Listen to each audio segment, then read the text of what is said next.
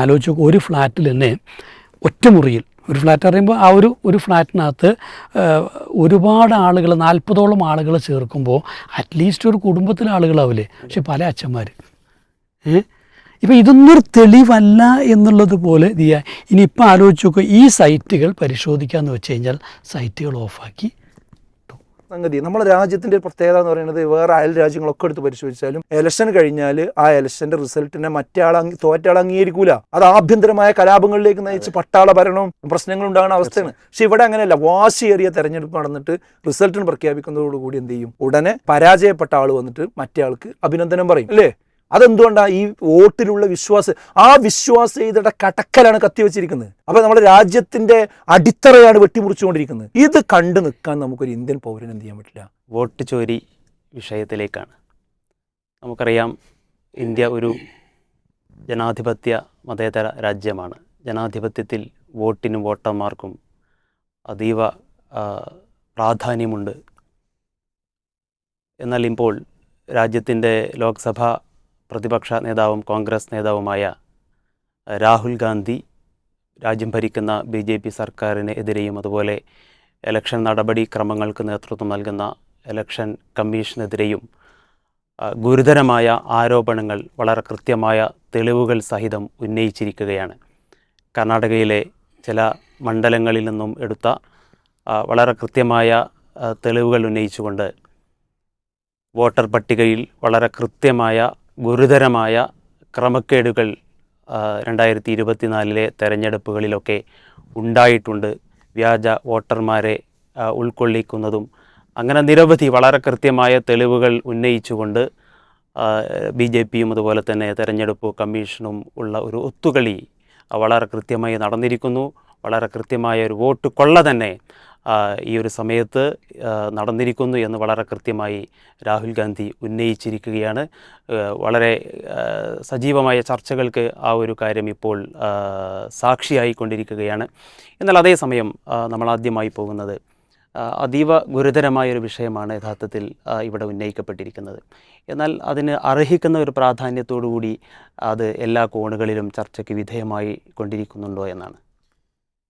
തീർച്ചയായിട്ടും നമ്മൾ ഈ സന്ദർഭത്തിൽ ആ ഒരു മാറ്റർ ചർച്ച ചെയ്യപ്പെടേണ്ടതുണ്ട്. ആദ്യമായിട്ട് ഞാൻ നമ്മുടെ പ്രതിപക്ഷ നേതാവിൻ്റെ ദൗത്യം എങ്ങനെ മാതൃകാപരമായി ഈ കാലഘട്ടത്തിൽ നിർവഹിക്കാമെന്നതിൻ്റെ ഏറ്റവും വലിയൊരു അടയാളപ്പെടുത്തലാണ് ഈ വിഷയത്തിൽ രാഹുൽ ഗാന്ധി ചെയ്തിട്ടുള്ളത്. അദ്ദേഹത്തിനൊരു ബിഗ് സല്യൂട്ട് നമ്മൾ പറയാതിരിക്കാൻ കഴിയില്ല. കാരണം നമ്മൾ പ്രതീക്ഷിക്കുന്നൊരു പ്രതിപക്ഷ പ്രവർത്തനം യഥാർത്ഥത്തിൽ ഈ ഒരു ശൈലിയിലുള്ളതാണ്. കാര്യങ്ങൾ പഠിച്ച് മനസ്സിലാക്കി അത് ശരിക്ക് ഡ്രിഗ് ചെയ്തെടുത്ത് ജനങ്ങൾക്ക് മുമ്പിൽ കൊണ്ടുവരിക എന്നുള്ളത് സാധാരണ കുറച്ച് കാലങ്ങളായിട്ട് പ്രതിപക്ഷങ്ങൾക്കൊക്കെ നഷ്ടപ്പെട്ട ഒരു കാര്യമാണത്. എന്തെങ്കിലുമൊക്കെ പത്രസമ്മേളനങ്ങൾ ആണ് നടത്തി പോകുക എന്നല്ലാതെ വളരെ ആഴത്തിൽ കാര്യങ്ങൾ മനസ്സിലാക്കി ഹോംവർക്ക് നടത്തിയൊരു വിഷയത്തെ എടുത്തുകൊണ്ടുവരിക എന്നുള്ളത് നമ്മളെന്നോ ആഗ്രഹിക്കുന്നൊരു കാര്യമാണ്. അപ്പോൾ അത് അദ്ദേഹം ചെയ്തു എന്നുള്ളതിൽ നമുക്ക് ഒരു പ്രതിപക്ഷ നേതാവ് നമുക്കുണ്ട് എന്നുള്ളതിൻ്റെ ഒരു അഭിമാനബോധം ഈ സന്ദർഭത്തിൽ നമുക്കുണ്ട്. പിന്നെ മാത്രമല്ല, നമ്മുടെ ഇന്ത്യയിലെ മാധ്യമങ്ങൾ അദ്ദേഹത്തിൻ്റെ മുമ്പിൽ തലകുനിക്കണമെന്ന് എനിക്ക് തോന്നുന്നത്. കാരണം ഇതൊക്കെ മാധ്യമങ്ങൾ എടുക്കേണ്ട പണിയാണ്. ശരിക്ക് സാധാരണ നമ്മൾ കാണാറുള്ളത് എങ്ങനെയാണ്, മാധ്യമങ്ങളൊരു വിഷയം ഗവേഷണം ചെയ്ത് കൊണ്ടുവരും, എന്നിട്ട് അത് പ്രതിപക്ഷ കക്ഷികൾ ഏറ്റെടുക്കും, എന്നിട്ടാണ് ഡിസ്കഷൻ പോകാറുള്ളത്. നേരെ തിരിച്ചല്ല സംഭവിച്ച്. ഇദ്ദേഹത്തിനെ പല മാധ്യമങ്ങളും ഒരു വളരെ മോശമായ രീതിയിലൊക്കെ പല സന്ദർഭങ്ങളിലും പറഞ്ഞിട്ടുണ്ട്. ഒരു പ്രതിപക്ഷ നേതാവാനും പറ്റില്ല എന്നൊക്കെ പറഞ്ഞിട്ടുണ്ട്. പക്ഷേ അതിനൊക്കെ ഉള്ള ഒരു മറുപടി തന്നെയാണ് അദ്ദേഹം കൊടുത്തത്. അദ്ദേഹത്തിൻ്റെ പിന്നിൽ മാധ്യമങ്ങൾ പോകേണ്ടുന്നൊരു സാഹചര്യം ഉണ്ടായി എന്നതിനെക്കുറിച്ച് ഈ സന്ദർഭത്തിൽ നമ്മുടെ മാധ്യമങ്ങളും ഒരു പുനരാലോചന നടത്തേണ്ടതുണ്ട്. കാരണം കുറച്ച് കാലങ്ങളായിട്ട് മാധ്യമ പ്രവർത്തനം എന്ന് പറയുന്നത് ഇതുപോലെ എന്തെങ്കിലുമൊക്കെ ചില ഈ രാഷ്ട്രീയ പ്രവർത്തകന്മാർ ഇപ്പോൾ എന്തെങ്കിലും പ്രസ്താവനകൾ നടത്തുക, ആ പ്രസ്താവനയ്ക്ക് മൈക്ക് പിടിച്ചു കൊടുക്കുക, എന്നിട്ട് അത് വൈകുന്നേരം ചർച്ച ചെയ്യുക, അങ്ങനെ വളരെ പെരിഫറലായിട്ടുള്ള ചർച്ചകളിലേക്ക് ഒരു കഠിനാധ്വാനം ചെയ്യാൻ പലപ്പോഴും മാധ്യമ പ്രവർത്തകരും ഈ കാലഘട്ടത്തിൽ തയ്യാറാകണില്ല. ഒക്കെ എന്താണെന്ന് മനസ്സിലാണില്ല. ഈ പുതിയ ജനറേഷൻ്റെ പ്രശ്നമാണോ എന്നുള്ളത് എനിക്കറിയില്ല. അപ്പോൾ അവർക്കും തന്നെ ഒരു വലിയ പാഠം ഈ രാഹുൽ ഗാന്ധി ഈ വിഷയം കൊണ്ടുവന്നതിൽ ഉണ്ട്. അവർ ചെയ്യേണ്ടതായിരുന്നു അത്. ഏതായിരുന്നാലും ഇനി അത് കൊണ്ടുവന്ന സ്ഥിതിക്ക് അതിൻ്റെ ബാക്കി കാര്യങ്ങൾ, അതിലേക്ക് കുറേ മാധ്യമങ്ങൾ ഇപ്പോൾ കടന്നിട്ടുണ്ട്, പക്ഷെ അത് കുറച്ചുകൂടി എന്ത് ചെയ്യണം, അതിൻ്റെ ഉള്ളിലേക്ക് പോകേണ്ടതുണ്ട്. പിന്നെ ഈ വിഷയം വേണ്ടതുപോലെ എടുത്തോ എന്ന് ചോദിച്ചാൽ എനിക്കതിൽ പറയാനുള്ളത്, ഇതിനെ ഈ വിഷയത്തെ എങ്ങനെ നോക്കിക്കാണണം എന്നുള്ളതാണ്. അത് കുറച്ച് ആഴത്തിൽ ഈ വിഷയത്തെ എടുത്ത് നമ്മൾ ഉയർത്തേണ്ടതുണ്ട്. അതായത് എല്ലാം ചേർത്ത് വെച്ച് വായിക്കുമ്പോൾ മാത്രമേ ഈ അട്ടിമറിയുടെ ആഴം നമുക്ക് ശരിക്കും ബോധ്യമാവുള്ളൂ. അല്ലാതെ ഇതിൽ ജസ്റ്റ് ഒരു ഓട്ടിച്ചോരി എന്നുള്ള രൂപത്തിൽ മാത്രം കണ്ടാൽ പോരാ. അതിന് ശരിക്കും ആഴത്തിൽ എന്ത് ചെയ്യേണ്ടത് എടുക്കേണ്ടതുണ്ട്. എനിക്ക് തോന്നിയൊരു സംഗതി എന്താ വെച്ചാൽ, നമ്മളിതിനെ കോയിൻ ചെയ്യേണ്ട രൂപം എന്ന് പറയുന്നത്, ഇവിടെ ഇന്ന് ഇളകിയാൽ കുറച്ച് കാലങ്ങളായിട്ട് ശ്രദ്ധിച്ചോണം, ഈ രാജ്യസ്നേഹം, രാജ്യദ്രോഹം, ഈ വാക്കാണല്ലോ പെട്ടെന്ന് ഉപയോഗിക്കുക. അതായത് ഭരണകൂടത്തിൻ്റെ ചെയ്തികൾക്ക് എതിരെ എന്തെങ്കിലും ഒന്ന് പറഞ്ഞാൽ വേഗം അവരെന്താക്കി മാറ്റും, രാജ്യദ്രോഹികളാക്കി മാറ്റും, രാജ്യസ്നേഹമില്ലാത്തവരാക്കി മാറ്റും. അങ്ങനത്തെ ഒരു അത് പറയാനുള്ളൊരു പ്രിവിലേജ് ഈ ഭരണകൂടത്തിനുണ്ടായിരുന്നത് എല്ലാവരെയും. എന്നാൽ നേരെ തിരിച്ച് ശരിക്കും രാജ്യദ്രോഹം ചെയ്തിരിക്കുന്നത് ഇപ്പോൾ ഭരണകൂടവും അവരും അതുപോലെ തന്നെ ഈ ഇലക്ഷൻ കമ്മീഷനും ഒത്തുകളിച്ചുകൊണ്ട് ഈ രാജ്യത്തിൻ്റെ ആണിക്കല്ല് തകർത്തിരിക്കുന്നു, അത് ഏറ്റവും വലിയ രാജ്യദ്രോഹമാണ് എന്ന് വിളിച്ചു പറയേണ്ടുന്ന ഒരു ഘട്ടമാണിത്. അതായത് നമ്മുടെ ഭരണത്തിൻ്റെ എല്ലാ സൗകര്യങ്ങളും ഉപയോഗപ്പെടുത്തിക്കൊണ്ട് ഈ ചങ്ങലക്ക് ഭ്രാന്ത് പിടിക്കുക, വേലി വിള തിന്നുക എന്നൊക്കെ പറഞ്ഞാൽ എന്താ അതിൻ്റെ ഗൗരവങ്ങളെന്ന് ആലോചിച്ച് നോക്കി.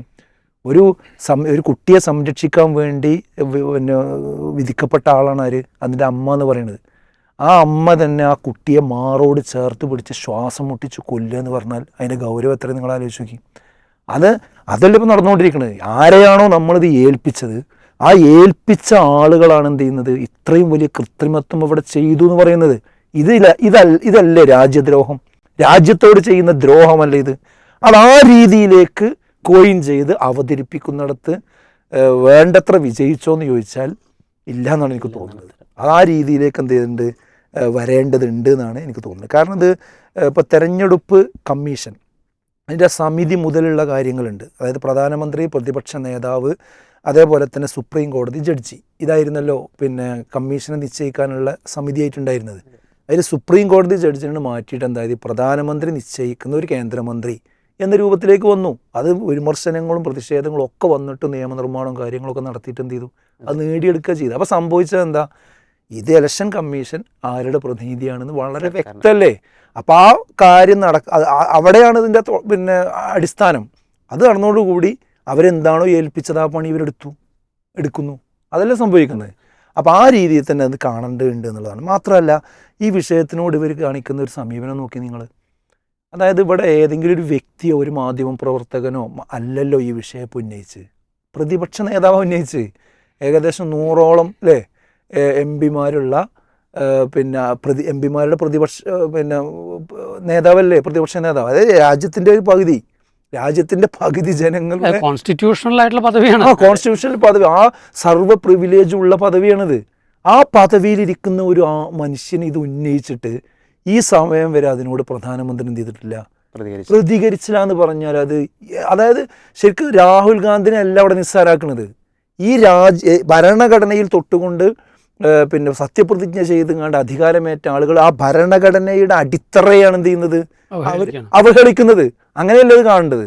അതായത് അതാരാ, അത് വഴി കൂടി പോണ ആരോ എന്തോ പറഞ്ഞു, അതേതോ പട്ടി കുരച്ചു എന്ന രൂപത്തിലല്ലല്ലോ ഇത് കാണേണ്ടത്. അപ്പോൾ മാത്രമല്ല, പാർലമെൻറ്റിൽ അദ്ദേഹം വരാറുണ്ടോ, ഈ വിഷയത്തിന് വരുന്നുണ്ടോ? ഇല്ലല്ലോ.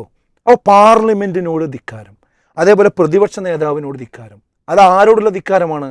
നമ്മുടെ ഭരണ സംവിധാനത്തോടും നമ്മുടെ പാർലമെൻറ്റ് സംവിധാനത്തോടും അതോടൊപ്പം തന്നെ പ്രതിപക്ഷ നേതാവിനോടുള്ള ധിക്കാരം എന്ന് പറയുന്നത് ഇവിടുത്തെ വരുന്ന വലിയൊരു ജനവിഭാഗത്തിൻ്റെയാണ്. പകുതി ജനവിഭാഗത്തിനോടുള്ള ധാർഷ്ട്യമാണ് കാണിക്കുന്നത്. ആ രീതിയിൽ തന്നെ ഈ കാര്യത്തെ എന്ത് ചെയ്യേണ്ടതുണ്ട്, നമ്മൾ നോക്കിക്കാണണം എന്നാണ് എനിക്ക് തോന്നുന്നൊരു കാര്യം. മാത്രമല്ല ഈ ഘട്ടത്തിൽ സംഘപരിവാർ വിരുദ്ധ രാഷ്ട്രീയത്തിൽ ഇടക്കിടക്ക് ഇങ്ങനെ ഞങ്ങളതിൻ്റെ വിരുദ്ധ പക്ഷത്താണുള്ളത് എന്ന് പറയുന്ന കുറേ ആളുകളുണ്ട്, വ്യക്തികളുണ്ട്. അത് സാഹിത്യ പ്രവർത്തകന്മാരുണ്ട്, സാംസ്കാരിക നായകന്മാരുണ്ട്, മീഡിയകളുണ്ട്, പലരുമുണ്ട്. ശരിക്കും അവരൊക്കെ എത്ര അളവിൽ അത് പറയുന്നുണ്ട് എന്നുള്ള അവരുടെ ആത്മാർത്ഥത അളക്കാൻ പറ്റിയ ഒരു സമയം കൂടിയാണിത്, ഈ സന്ദർഭം എന്ന് എനിക്ക് തോന്നുന്നത്. അതായത് ഈ വിഷയത്തെ നിന്ന് എടുത്തിട്ട് അത് ആ രീതിയിൽ കൈകാര്യം ചെയ്യാൻ എത്ര ആളുകൾ ആവേശപൂർവ്വം രംഗത്ത് വരുന്നുണ്ട് എന്ന് ചോദിച്ചാൽ, നമ്മൾ ഈ വിഷയത്തിൻ്റെ ഒരു ഗ്രാവിറ്റി ഉണ്ടല്ലോ, അതിനനുസരിച്ച് കൊണ്ടൊരു പ്രതികരണം എന്ത് ചെയ്തിട്ടില്ല, വന്നിട്ടില്ല എന്നുള്ളത് വളരെ ഗൗരവപൂർവ്വം നമ്മൾ മനസ്സിലാക്കേണ്ടത്. വേറൊന്ന്, എപ്പോഴും നമ്മൾ ആളുകൾ ഒരു നിരാശയുടെ വർത്തമാനം പറയലുണ്ട്. ഏത് വാർത്തയും ഒരുപാട് പ്രശ്നങ്ങളും എന്താണ് ഇതുവരെ തന്നെ ഭരിക്കണത്, അവരെന്നെ കൊണ്ടുപോകും, നമുക്ക് എന്താ ചെയ്യാനുള്ളത്, ഒന്നും ചെയ്യാനില്ല, ഇവിടെ പ്രതിപക്ഷമൊന്നും ചെയ്യണില്ല, ആരും ചെയ്യണില്ല, ഇങ്ങനെ പറഞ്ഞ് നിസ്സാരമായി വളരെ നിരാശയിലേക്ക് പോകുന്നൊരു സ്വഭാവമാണ് പലപ്പോഴും കാണിക്കൽ. ഞാൻ പറയും അങ്ങനെ പറയുന്ന ആളുകൾ അവർക്ക് ചെയ്യാനുണ്ട്. അതിനൊരു വിൻഡോ നമ്മുടെ പ്രതിപക്ഷ നേതാവ് തുറന്നു വെച്ചിട്ടുണ്ടെന്നുള്ളതാണ്. ആ വിൻഡോ അവർ ഉപയോഗപ്പെടുത്തും. അതായത് അദ്ദേഹം ഇപ്പോൾ വോട്ട് ചോരി എന്ന് പറഞ്ഞിട്ട് ഒരു ക്യാമ്പയിൻ തുടങ്ങി വെച്ചു. ഞാനിപ്പോൾ ഈ കഴിഞ്ഞ ദിവസം അത് ശ്രദ്ധയിൽപ്പെട്ട ഉടനെ തന്നെ എന്ത് ചെയ്തു, അതിൻ്റെ ആ ലിങ്കിൽ കയറി. അപ്പോൾ നമ്മൾ ലിങ്കിൽ കയറി കഴിഞ്ഞാൽ നമ്മുടെ പേര് കൊടുക്കണം, അതുപോലെ നമ്മുടെ അത്യാവശ്യം ഡീറ്റെയിൽസ് കൊടുക്കണം. അത് കൊടുത്ത് വന്നു കഴിഞ്ഞാൽ എന്ത് ചെയ്യും, പിന്നെ ഒരു സർട്ടിഫിക്കറ്റ് പോലെ നമ്മളതിൽ പങ്കാളിയായി എന്നുള്ള സാധനം നമുക്ക് ഡൗൺലോഡ് എന്നുള്ള അമർത്തണം. എന്ന് അമർത്തി കഴിഞ്ഞാൽ അത് കിട്ടും. ആ സാധനത്തിൽ കയറി അത് ചെയ്യുക. അതേപോലെ തന്നെ ഒരു നമ്പർ കൊടുത്തിട്ടുണ്ട്, ആ നമ്പറിൽ മിസ് കോൾ അടിക്കുക.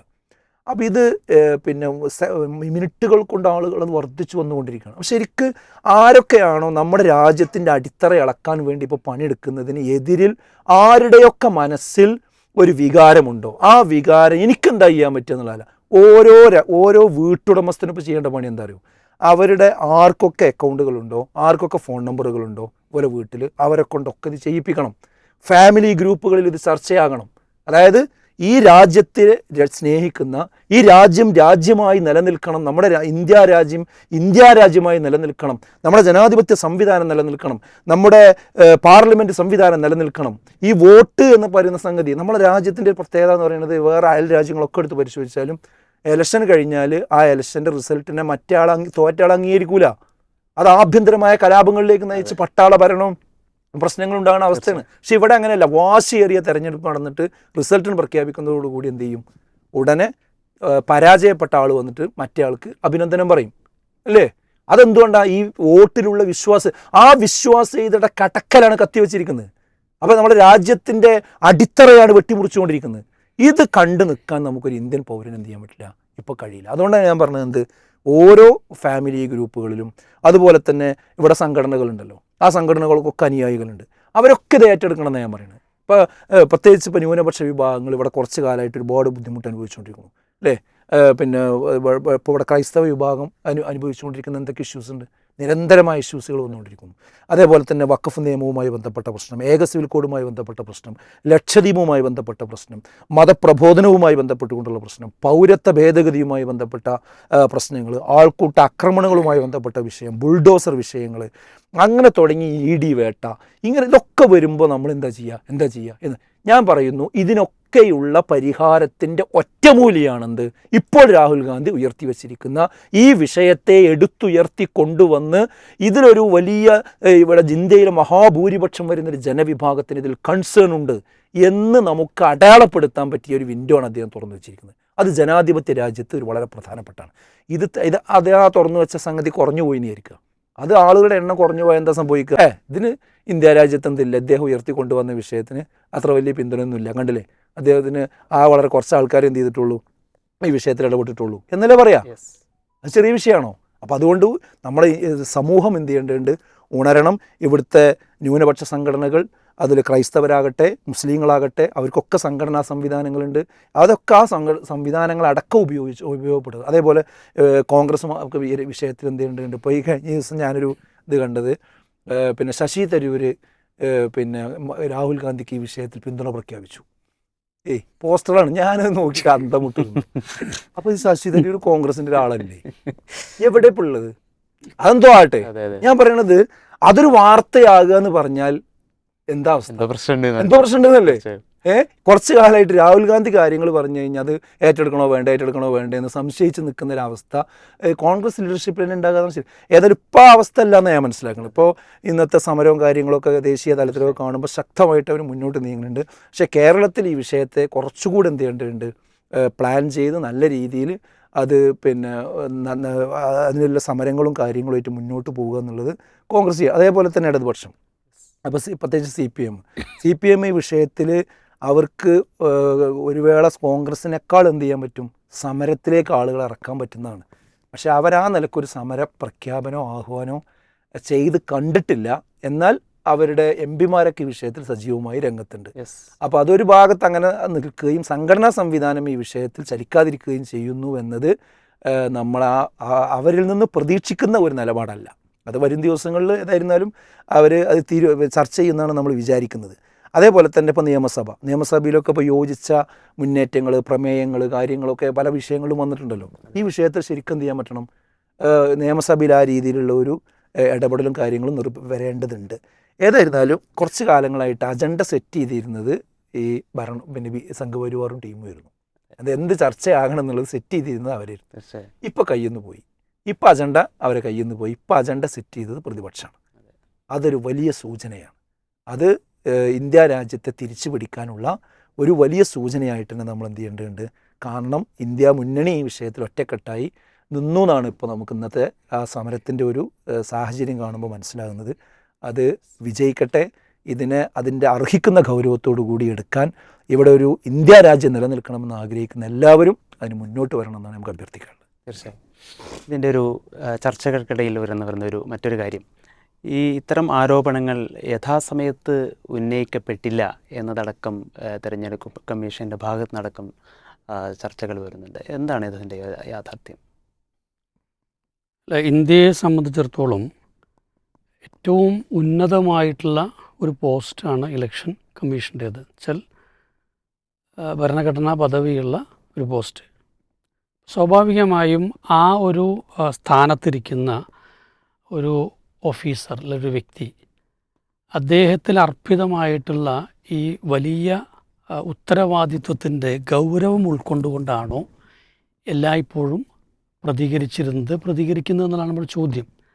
മാത്രമല്ല, താൻ ജനാധിപത്യത്തിൻ്റെ ഒരു കാവലാളാണ്, ഈ രാഷ്ട്രത്തിൻ്റെ നിലനിൽപ്പിൻ്റെ ഒരാധാരമാണെന്നുള്ള ബോധ്യത ഉണ്ടാകുമ്പോൾ ആ രീതിയിലൊന്നും നമ്മൾ പ്രതീക്ഷിക്കുന്നു. അതായത് ചെറിയൊരു സംശയം ഉന്നയിക്കപ്പെടുമ്പോൾ പോലും അതിനത്രയും പ്രാധാന്യത്തോടെ പരിഗണിച്ചുകൊണ്ട് എന്ത് ചെയ്യുക, അന്വേഷണം തന്നെയാണ്. ഇവിടെ നമ്മൾ നോക്കുക, ഇവിടെ ഇപ്പോൾ രാഹുൽ ഗാന്ധി യഥാർത്ഥത്തിൽ ഇതിനകത്ത് സ്വാഭാവികമായ ഒരു പ്രതിപക്ഷ നേതാവെന്ന അർത്ഥത്തിലോ അല്ലെങ്കിൽ പല രീതിയിലുമുള്ള സംശയങ്ങൾ ഉയർന്നു വന്നതിൻ്റെ അടിസ്ഥാനത്തിൽ അദ്ദേഹം ഇതൊന്ന് ഏറ്റെടുത്ത് പഠിക്കാൻ ശ്രമിക്കുന്നു.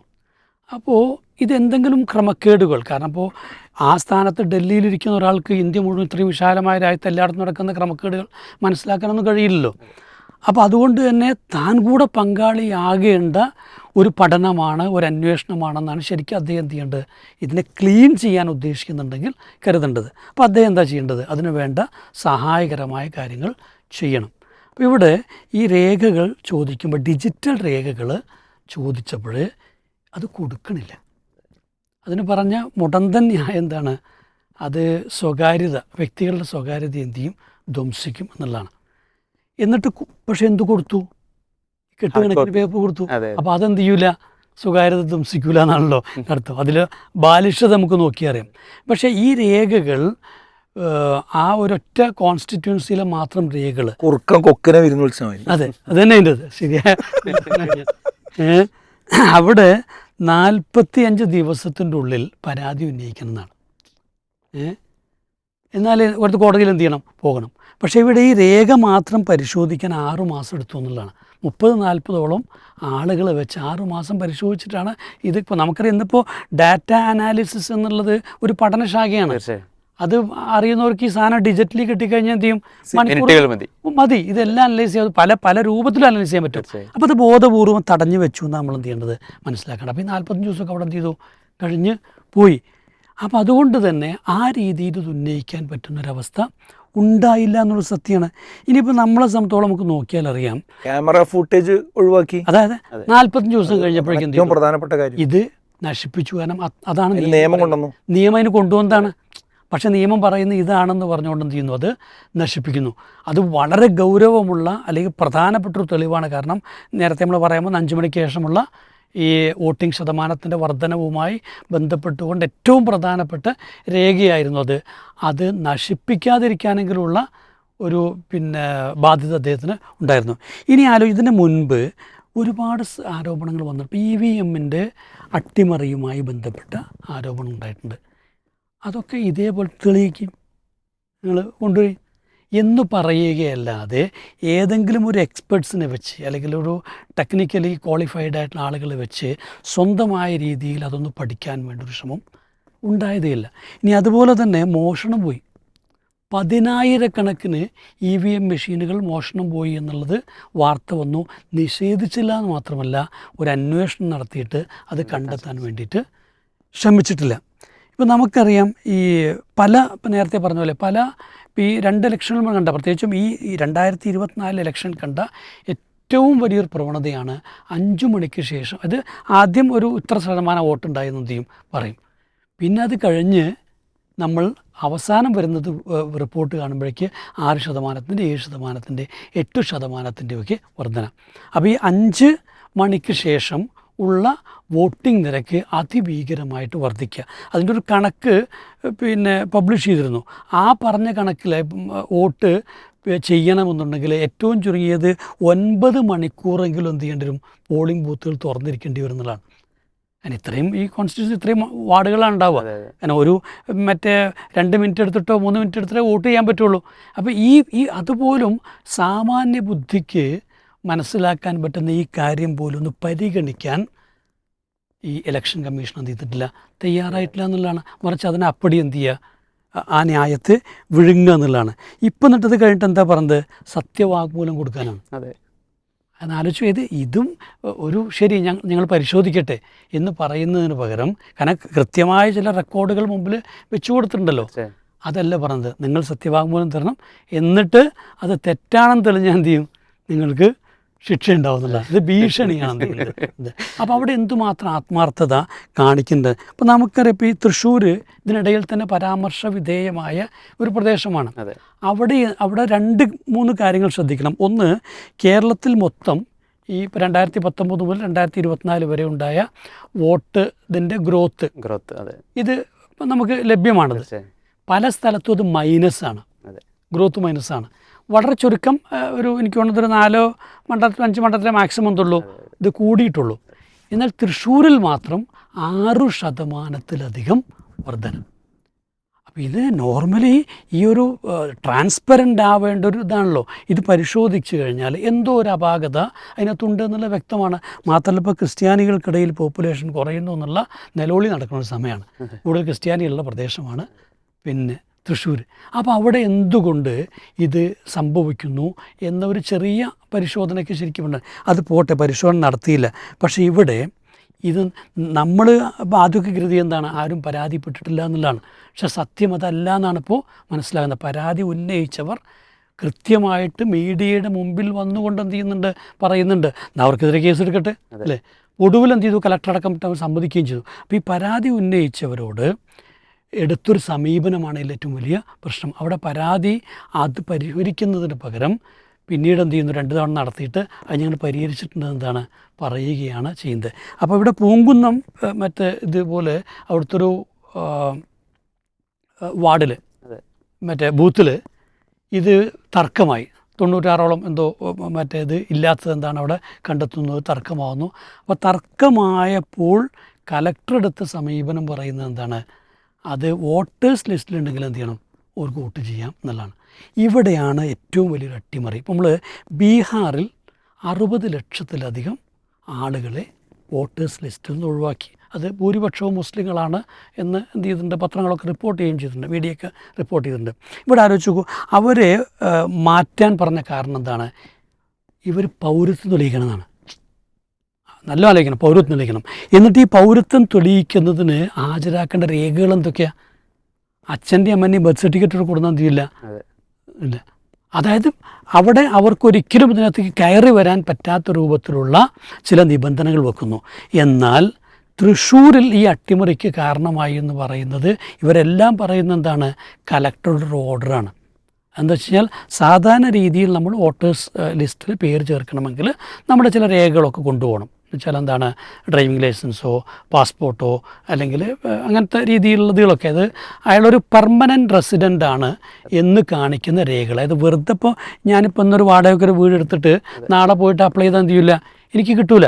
പക്ഷേ ഇവിടെ ചെയ്തു എന്ന് പറയുന്നത് വെച്ചാൽ ഇതൊന്നും വേണ്ട, നിങ്ങൾക്ക് നിങ്ങൾ പറയുന്ന ആ അഡ്രസ്സിലൊരു പോസ്റ്റ് കാർഡ് വന്നിട്ടുണ്ടെങ്കിൽ, ആലോചിക്കണം, നിങ്ങൾ തന്നെ എന്ത് ചെയ്യുക, ഒരു പോസ്റ്റ് കാർഡ് എഴുതിയിട്ട് അയക്കണം. ആ പോസ്റ്റ് കാർഡ് വന്നിട്ടുണ്ടെങ്കിൽ അതെന്ത് ചെയ്യാം, നിങ്ങൾക്കൊരു പ്രൂഫായിട്ട് ഉപയോഗിച്ചുകൊണ്ട് ചേരാമെന്നുള്ളതാണ്. അപ്പോൾ ഇത് ബോധപൂർവമാണോ എന്നെന്ത് ചെയ്യാം നമ്മുടെ നാട്ടിലെ അതിബുദ്ധിമാന്മാർക്ക് എന്തായാലും മനസ്സിലാവാൻ വഴിയില്ല ഇതുപോലെയുള്ള. പക്ഷേ നമുക്ക് എന്ത് ചെയ്യണം, ഇത് എന്നിട്ട് ആലോചിക്കുക. MT രമേശിൻ്റെ ഒരു പത്രസമ്മേളനം നടന്നു ഇതിൻ്റെ തൊട്ട് തലേ ദിവസം. അദ്ദേഹം ഞങ്ങൾ ജയിക്കുമെന്ന് പറഞ്ഞു. എന്നിട്ട് അദ്ദേഹം ഒരു അതിനകത്തൊരു ഉപമ പറഞ്ഞിട്ടുണ്ട്.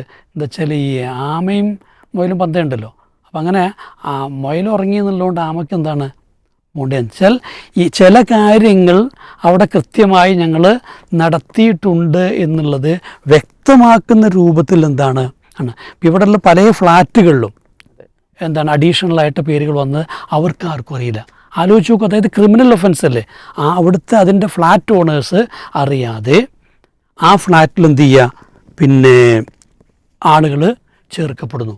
ഇത് ഫ്ലാറ്റിൻ്റെ ഉടമകൾ പരാതികളായിട്ട് ഉന്നയിച്ചിട്ടുണ്ട്. സുനിൽകുമാർ അവിടുത്തെ CPIൻ്റെ സ്ഥാനാർത്ഥി അദ്ദേഹം അത് ആ സമയത്ത് വളരെ ഗൗരവമായിട്ട് ഉയർത്തിയിട്ടുണ്ട്. പക്ഷെ അപ്പോഴൊന്നും എന്ത് ചെയ്തില്ല, ഇതിന് പിന്നെ മറുപടി ഇട്ടില്ല. ഞാൻ ആലോചിച്ചു, ഒരു ഫ്ലാറ്റിൽ തന്നെ ഒറ്റമുറിയിൽ, ഒരു ഫ്ലാറ്റ് പറയുമ്പോൾ ഒരു ഫ്ലാറ്റിനകത്ത് ഒരുപാട് ആളുകൾ 40ഓളം ആളുകൾ ചേർക്കുമ്പോൾ അറ്റ്ലീസ്റ്റ് ഒരു കുടുംബത്തിലെ ആളുകളാവില്ലേ. പക്ഷെ പല അച്ഛന്മാർ ഇപ്പം ഇതൊന്നൊരു തെളിവല്ല എന്നുള്ളത് പോലെ ഇനിയിപ്പോൾ ആലോചിച്ച് നോക്കുക, ഈ സൈറ്റുകൾ പരിശോധിക്കാമെന്ന് വെച്ച് കഴിഞ്ഞാൽ സൈറ്റുകൾ ഓഫാക്കി. അതായത് ഇപ്പോൾ ഇത് ഡൗൺലോഡ് ചെയ്യാൻ ആരെങ്കിലും ശ്രമിച്ചു കഴിഞ്ഞാൽ ഇനി വേറൊരു ഇതുമില്ല. ഇപ്പോൾ ഈ ഇരട്ട വോട്ടുകളുടെ പ്രശ്നത്തിനാണ് ഇപ്പം തന്നെ ശകുനി ദേവി എന്തോ ഒരു ഇത് അവിടെ ആലോചിച്ച് നോക്കുക. ഈ 2 വോട്ടുള്ള ആ സ്ത്രീയുടെ സത്യവാങ്മൂലമോ അല്ലെങ്കിൽ അവരുടെ മറ്റേ മൊഴിയെടുക്കുകയാണ് ചെയ്തിട്ടുള്ളത്. എന്താണ്, ഞാനൊരു വോട്ട് ചെയ്തിട്ടുള്ളൂ. അപ്പോൾ ഇത് കൂടുതൽ ഗൗരവമുണ്ട്. കാരണം രണ്ടാമത്തെ വോട്ട്, അവരുടെ പേരിൽ രണ്ടാമത്തെ വോട്ട് ചെയ്തതായിട്ടാണ് രേഖ ഉള്ളത്. അതാര് ചെയ്തു എന്നുള്ള ചോദ്യം വരും. അപ്പോൾ അത് അന്വേഷിക്കണ്ടേ. അവിടെ കഴിഞ്ഞാൽ ലളിതമായിട്ട് വിടുന്നതിന് പകരം അതാണ് മറുപടിയായിട്ട് എന്ത് ചെയ്യുന്ന മീഡിയയുടെ മുമ്പിൽ ഇലക്ഷൻ കമ്മീഷൻ കൊടുക്കുന്ന. ആലോചിച്ച് നോക്കൂ. അപ്പോൾ ഇതൊക്കെ ചെയ്ത ആളാണെങ്കിൽ തന്നെ സമ്മതിക്കൂലല്ലോ. ഇല്ല. മഹാരാഷ്ട്രയിൽ ആലോചിച്ച് നോക്കൂ, അവിടുത്തെ നിയമസഭാ തെരഞ്ഞെടുപ്പും ലോക്സഭാ തെരഞ്ഞെടുപ്പും തമ്മിൽ 5 മാസത്തിൻ്റെ ഗ്യാപ്പേ ഉണ്ടായിരുന്നുള്ളൂ. വളരെ ഗൗരവമായിട്ട് രാഹുൽ ഗാന്ധി പറഞ്ഞൊരു ആപനമാണ്. ആ 2 മാസത്തിനുള്ളിൽ 40 ലക്ഷത്തിലധികം പുതിയ വോട്ടർമാർ വർദ്ധിച്ചിരിക്കുക. മാത്രമല്ല അവിടെ പിന്നെ ഉണ്ടായ അഡൽട്ട് വോട്ടേഴ്സ്, അതായത് 18 വയസ്സ് തികഞ്ഞ മൊത്തം ആളുകളെക്കാളും കൂടുതൽ വോട്ടർമാരെന്ത് ചെയ്തിരിക്കുക ഉണ്ടായിരിക്കുക. അപ്പോൾ ഞാൻ വെച്ചാൽ വളരെ കൃത്യമാണെന്ത് ഈ തെളിവുകൾ. അവിടെ 5 മണി കഴിഞ്ഞിട്ട് 8% വോട്ടാണ് വർദ്ധിച്ചത്. അപ്പോൾ ഇതൊന്നും ഇപ്പോൾ ബീഹാറിലിപ്പോൾ BBC എന്ത് ചെയ്തിട്ടുണ്ട്, അവരൊരു പരിശോധന ഈ വോട്ടിംഗ് ലിസ്റ്റ് ഇതിനകത്ത് നടത്തിയിട്ടുണ്ട്. അതിനെക്കുറിച്ചുള്ള റിപ്പോർട്ട് വന്നിട്ടുണ്ട്. അവിടെ എത്ര കൃത്യമായിട്ടാണ് ഈ മുസ്ലിങ്ങളെ എലിമിനേറ്റ് ചെയ്യാൻ ശ്രമിച്ചിട്ടുള്ളതെന്ന്. ഇപ്പോൾ ഇതൊക്കെ ഇതിങ്ങനെ 100 കണക്കിന് തെളിവുകൾ നമുക്ക് കാണാൻ പറ്റുന്ന വെച്ചാൽ എവിടെയും തന്നെ ഇലക്ഷൻ കമ്മീഷനോ അല്ലെങ്കിൽ അതിൻ്റെ അനുബന്ധ സ്ഥാപനങ്ങൾ, അത് സ്റ്റേറ്റിൻ്റെ ആവാം, അതുമല്ലെങ്കിൽ കലക്ടറാകാം, ഇവരാരെങ്കിലും ഇതിനെ അർഹിക്കുന്ന ഗൗരവത്തോടെടുത്തുകൊണ്ട് ജനാധിപത്യത്തിലൊരു അട്ടിമറി നടക്കുകയാണ് എന്നുള്ള ബോധ്യതയോടെ ഇതിനെ കൈകാര്യം ചെയ്യാൻ ശ്രമിച്ചു എന്ന് നമുക്ക് എന്ത് ചെയ്യുന്നിട്ട് തോന്നുന്നില്ല. നമ്മൾ മനസ്സിലാക്കേണ്ട ഒരു കാര്യമുണ്ട്. ഇപ്പോൾ അടിയന്തരാവസ്ഥയാണ് സാധാരണ എല്ലാവരും എന്ത് ചെയ്തത്, ജനാധിപത്യത്തിൻ്റെ ഏറ്റവും വലിയ പിന്നെ കടക്കൽ കത്തിവെച്ചു എന്നൊക്കെ പറയുന്നത്. പക്ഷേ അടിയന്തരാവസ്ഥ ആലോചിച്ചു, അടിയന്തരാവസ്ഥ കഴിഞ്ഞ് അല്ലെങ്കിൽ അത് പിൻവലിച്ച് ഇലക്ഷൻ നടന്നു. അന്ന് ഇന്ദിരാഗാന്ധി ഒരു വലിയ രാക്ഷസിയായിട്ടൊക്കെ ചിത്രീകരിക്കപ്പെട്ട സമയമാണല്ലോ. പക്ഷേ ഇവിടുത്തെ ഇലക്ഷൻ കമ്മീഷൻ സ്വാധീനിക്കപ്പെട്ടോ? സുപ്രീം കോടതി നിയമ സംവിധാനം സ്വാധീനിക്കപ്പെട്ടോ? RBI സ്വാധീനിക്കപ്പെട്ടോ? ആകെക്കൂടെ എന്താ വെച്ചാൽ ഫക്രുദ്ദീൻ അലി അഹമ്മദ് എന്ന് പറയുന്നൊരു പ്രസിഡന്റ് ഉണ്ടായിരുന്നു. അദ്ദേഹം മാത്രമാണ് എന്ത് വേണമെങ്കിൽ വഴങ്ങിക്കൊടുത്തു എന്ന് പറയാവുന്നത്. ബാക്കി ഒരു ജനാധിപത്യ സ്ഥാപനങ്ങളെയും ആ രീതിയിൽ ഒതുക്കാനൊന്നും പറ്റിയിട്ടില്ല. എന്നാൽ ഇന്നത്തെ അവസ്ഥ എന്താണ്? ഈ ജനങ്ങൾക്ക് ഏറ്റവും ഒടുവിൽ ഇപ്പോൾ സുപ്രീം കോടതി ആരും സംഭവിച്ചതിനൊക്കെ ഞങ്ങളെന്താ ഈ ഭരണകൂടത്തെ മാറ്റിക്കളയും, അതിനുള്ള അവരുടെ കയ്യിലുള്ള ഏറ്റവും വലിയ ആയുധം എന്താ? വോട്ടാണ്. അതിങ്ങനെ അട്ടിമറിക്കപ്പെട്ട് കഴിഞ്ഞാൽ പിന്നെ എന്തൊരു ആയുധം ഉപയോഗിച്ച് ഈ സർക്കാർ മറ്റേനെ മാറ്റാൻ അല്ലെങ്കിൽ ജനാധിപത്യ വിരുദ്ധമായി പ്രവർത്തിക്കുന്ന ഒരു ഇതിനെ മാറ്റാൻ കഴിയുന്നൊരു ചോദ്യമുണ്ട്.